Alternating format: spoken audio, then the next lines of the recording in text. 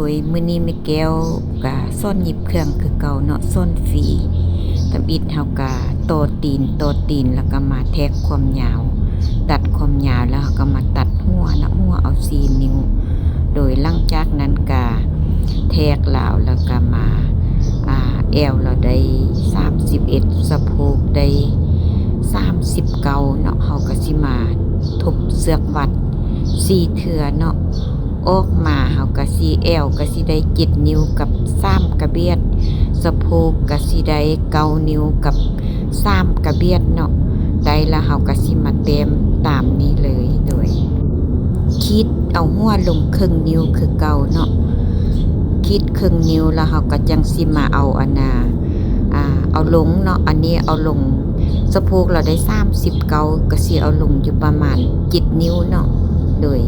คิดเอาอยู่7นิ้วแล้วเฮาก็สิมาแทกสะโพกมันได้9นิ้วกับ3กระเบียดเฮาก็แทก9นิ้ว3กระเบียดแล้วบัดนี้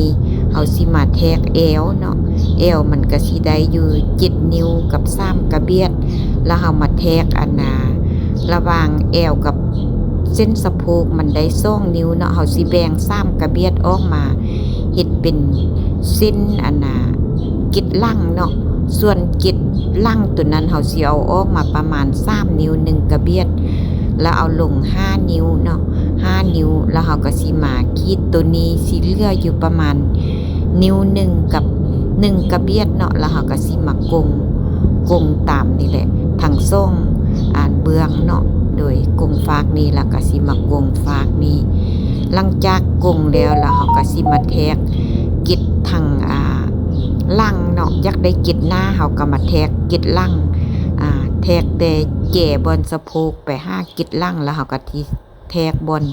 แก่สะโพกออกมามันได้4นิ้วครึ่งเนาะเฮาก็สิมาไม้นี่บัดนี้ข่มกวางเราบ่ได้มาตรฐานเฮาก็สิเอาแต่ครึ่งนิ้วเนาะเอาครึ่งนิ้วแล้วเฮาก็สิมาขีดลง5นิ้วคือกันกับกิดล่างเนาะขีดลงแล้วเฮาก็สิมาเต็มคือกิดล่างนั่นแหละเพราะว่าตัวนี้เอาแต่ครึ่งนิ้วหลังจากนั้นแล้วเฮาก็สิมากิ้งเนาะกิ้งแล้วก็จังไปหยิบหลังจากหยิบออกมาแต่ละเทื่อเฮาก็ต้องมาแทกฮอบแอวเนาะ31ก็ได้15ครึ่งพอดีเลยหลังจากนั้นก็โตกลางแล้วก็สิเอาลงประมาณ2นิ้วครึ่งกวกลงเนาะอันนี้กวกลง2นิ้วครึ่งแล้วเฮาก็สิทางล่างนี่แม่นเอาลงครึ่งนิ้วแล้วก็เอาลงอีกครึ่งนิ้วพอดีเป็นนิ้วนึงเนาะแล้วก็สิมาตัดออกครึ่งนิ้วโดยตัดออกแล้วเฮาก็สิมาโตหัวบัดนี้หัวเฮาก็สิขีดครึ่งนิ้วไปเลยแล้วตัวที่ว่าเฮากวกหันเส้นระหว่างหัวกับเส้นระหว่างตัวทางลุ่มหันให้มันเสมอกันเนาะมันจังสิพอดีหยิบไปจนสุดแล้วเฮาก็สิมาเฮ็ดหัวเนาะขีดให้มันได้นิ้วกับ1กระเบียดเนาะหัวมันแล้วก็หยิบออกมาหน้าตาก็สิเป็นแบบนี้เนาะแอว31สะโพก49ออกมาก็สิเป็นแบบนี้เพราะว่าเราเคยมีประสบการณ์ในการหยิบสิ้นโลแต่ว่าเราบ่ฮู้หลักการในการหยิบเนาะก็